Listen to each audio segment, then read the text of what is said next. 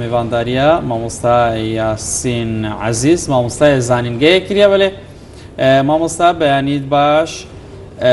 هەڵبژارنەکانی دوێنێی تورکیا ئەنجامەکەی بەلای جەنابتانەوە تا چەند شتێکی چاوەڕوانکراو بوو. بەڵێ بەیانی بەڕێستان و بەیانی گوێگران و بیستەران و بینەرانی NRT بەڕێز شاد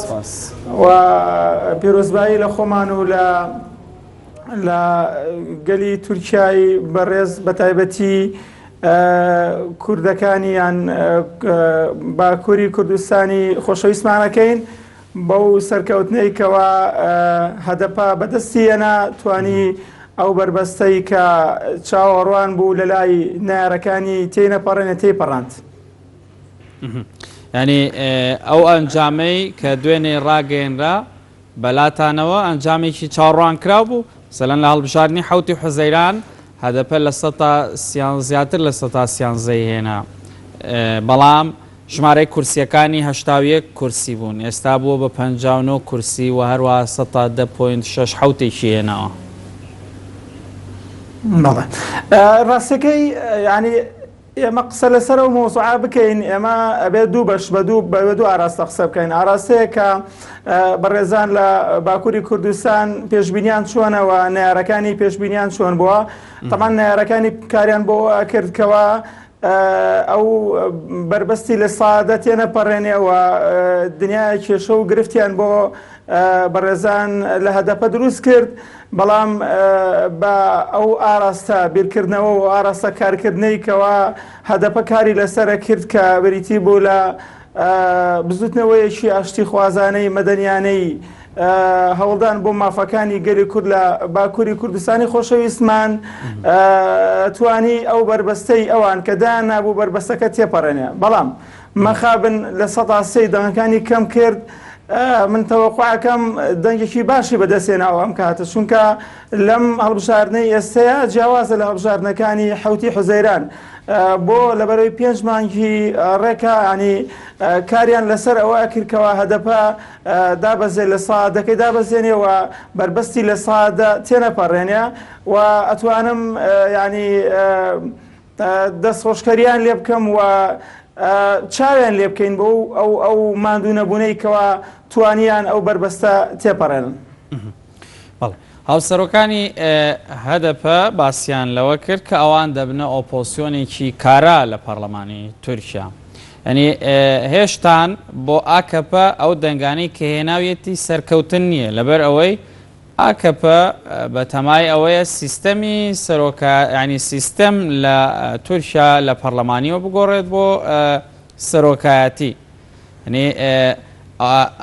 ئاکەپە پێویستی بەوەیە کە زیاتر لە 375 کورسی هەبێت بۆ ئەوەی بتوانێت سیستەم لە پەرلەمانیەوە بیکات بە سەرۆکاتی. هەروەها ئەگەر ئاکەپە مەهەپەشی لەگەڵدا بێتن ناتوانێتن ئەو ڕێژەیە تەواو بکات لەبەرەوەی چەند کورسێکی دەمێنێتن بەڵام ئاکەپە ئەگەر هاوپەیمانی کوالسیۆن لەگەڵ هەدەپەیە بکاتن ئەوە بە ئاسانی دەتوانێتن ئەو ئەنجامە بەدەست بێنێت. پێت وایە ینی ئەگەر شتێکی لەو جۆرە کرا ینی هەدەپە ڕێکەوتن لەگەڵ ئاکەپەدا دەکات بۆ ئەوەی سیستەم لە تورکیا بگۆڕێت؟ من بەڕاستی بەڕێی من لە حوتی حوزەیرانە هەدەپە هەڵەیەکی کرد کە نەیتوانی یان نەچوو لەگەڵ ئاکپارتیە حکومەت پێک بێنێ بۆ ینی ئەمە پرسیارەکە لەوایە لەبەرەوەی کە ئەیتوانی پێگەی کورد لە دەسەڵاتی تورکیایە بە شێوازە لە شێوازەکان وەکو مارەسەی حکوم جێ بکاتەوە ئەمە یەک دوو ئاکپارتی بە شێوەیەکی ڕاستە خۆ پێویستی بە هەدەپە هەبوو بۆ لەبەرەوەی نەیتوانی ئەو نیسابە تەواوکە یان ئەو کورسیانە تەواوکە کە حکومەت بێگلانی تەشکیل کاتەوە ئەوە لەسەر لە بژاردنەکانی حوتی حوزەرانە هەدەپا ئەو ئیشەی نەکرد و ئازانم شتێکی هەڵە بوو چونکە ئیتوانی لە زیاتر لە 4 وەزارەت بێژگە پێگەکانی دەسەڵات و دەوڵەتداری لە تورکیا بەهێزکە ئەیتوانی بەدەستی بێنێ بەرحاڵ ئێسش ینی هاتووە کە ئێستا لە هەڵبژاردنەکانی ئێستایەکە هاتووە بەڕێی من هەدەپا بەشداری بکە لە حکوومەتەکەی ئاکپارتیە کە ینی دوو جەمسەرە ئاکپارتی ئاکپارتی وەکو حکوومەت دەتوانێت حکوومەت تەشکیلکە بە تەنیا و پێویستی بەش کەسێکی تر نەبێ بەڵام لە ڕووی دەوڵەتداریەوە ناتوانێت بە تەنیا ممارەسەی دەسەڵاتی خۆی بکە بۆ لەبەرەوەی کە وەکو جەناب دەڵێ ینی پێویستی بە زیاتر لە 370 کورسی هەیە بۆی بتوانێت ئەو سیستەمەی کە خۆی بیچەسپێنێەوە کاری لەسەر بکە لێرەیە هەدەپا ئەتوانێت ینی بە بانگراوە کوردیەکەیەوە ئەو بزوتنەوە ئاشتی خوازە دموکراسی کە ئێستا هەموو دنیای بە شێوازە لە شێوازەکان ڕاکێشاوە بۆ لای خۆی ئەمەش دەگەی دەستخۆشکەریە ئەتوانێت ینی پێگەی کورد لە دەوڵەتی تورکیا بە شێوازە لە شێوازەکانە جێبکاتەوە بتوانێت لە دەستوری تازەی تورکایە مافەکانی تورکیا بچەسپێنێ من پێم وایە ئۆپۆزیسیۆن بوونی هەدەپا بۆ گەلی کورد لە باکووری کوردستانی خۆشەویستمانە بەڵێ بینەوە سەر ئەو کاریگەریانی کە لە هەرێمی کوردستان ڕوودەداتن وەکو دیارە حکوومەتی هەرێمی کوردستان و هەنێک لە لایەنە سیاسەکانی هەرێمی کوردستان دۆستێکی زۆر نزیکی ئاکەپەن بەمە دەتوانین بڵێن لە ڕووی پەیوەندی بازرگانی جموجۆڵی ئابووری ینی چ کاریگەریەکی لەسەر هەرێمی کوردستان دەبێت بە دڵنیایەوە یەکێ لە پێگەکانی هەڵبژاردننی تورکیا ئەوەیەکەوە ینی اقتصاد هێزێکی بزوێنەرە بۆ ئەم مۆزوعە هەم بۆ مانەوەی دەسەڵاتی ئاکپارتی هەم بۆ ئەو طبیعەتی کە تورکیاتیەتی یان بە شێوازێکی تر بڵین کە ئەوروپا و لەگەڵ تورکیا کە تایەتی کە زیاتر باگراوەتی اقتصادیە لە پشتی مۆزوعانەوە ئەگەر نموزە لەسەر ئەمە بێنینەوە ئەوانەی کە ڕۆژێ لە ئەمالن زیاتر ئەتوانن دەنگ بەدەست بێنن لە تورکیایە بۆ لەبەرەوەی مەشروعێکی هەیە ئەتوانێت 1000-2000 نەفەر بخاتە کارەوە و مەصدەری ژیان و معیشەتیان بۆ دروست کاتەوە ئەمە لێرەوە پێمانەڵێ کە ینی هێزێکی ئابووری یان هێزێکی اقتصادی پێویستە بۆ تورکیا کە بتوانێت دەسەڵات و قەڵەمڕێی خۆی پەرە پێ بدا ئەمەش لە ڕێگەی کوردستانی یاڕەیان لە ڕێی باشووری کوردستانی خۆمانەوە ئەتوانێت بەشێک لەو ئامانجانەی خۆی لە ڕووی اقتصادیەوە بدی بهێنێت چونکە ئێمە ئاشکرایە زیاتر لە 20 ساڵە ئێمە بوونەتە بازاڕێکی کاڵاکانی تورکیاوە لە ڕووی اقتصادیەوە قازانجێکی بێشمارمان گەیاندۆ بە تورکیا ئەمیش بەڕاستی وەکو تورکیا واز لە مۆزوعانەیانەوە زیاتر هەوڵەدا کە بتوانێت بازارسازی لە هەرێمی کوردستانە بکە ئەمە لەلایەک لایەکی ترەوە ئێمە تورکیا لە ڕێی تورکیا ئەتوانین خۆمان بەسینەوە بە وڵاتانی ئەوروپا و وڵاتەکانی ترەوە هەم لە ڕووی ناردنی نەوتەوە هەم لە ڕووی لە ڕووی دوبلەماسیێتەوە هەم لە ڕووی ینی ئەو سەقافە و کللتورەی کە لە ئەوروپاوە پێمانەگات بەوەی کەوا ئێمە وەکو پردێکی پەیوەندی لە نێوان ئێمە و ئەوروپا وڵاتانی خۆراوە و ئەمریکایە بتوانین ئەو کاتە یان ئەو کارە بەکاربێنین بۆی بتوانین ئامانجەکانی خۆمان بەدی بێنین و بتوانین ئیشەکانمان بە شێوەیەکی ڕێکۆپیەک ئەنجام بدەین. باشە لە ڕووی سیاسیەوە چ کاریگەری لەسەر هەرێمی کوردستان دەبێت وەکو دەبینرێت ینی ماوەیەکە لایەنە سیاسیەکانی هەرێمی کوردستان بە شێوەیەکی زۆر لە یەکتری دوور کەوتونەتەوە ینی مەسافەی دوورکەوتنیان زۆر دوور بووە بە دڵنیایەوە لە ڕووی سیاسیشەوە کارێکی ڕاستە و خۆ ئەکاتەسە هەرێمی کوردستان لە جەمسەرێکەوە کە هەدەپا وەکو هێزێکی کوردی ئاشتی خوازی دیموکراسی میانە ڕەو توانیوێتی لە پێگەی تورکیا جێگای خۆی بکاتەوە ئەمیش ئەتوانێت کاریگەریەک لەسەر کوردەکانی باشووری کوردستان دروست بکاتەوە یان ئەتوانین بڵێن بە شێوازە لە شێوازەکان بۆ ئەوەی کەوە ئاک پارتی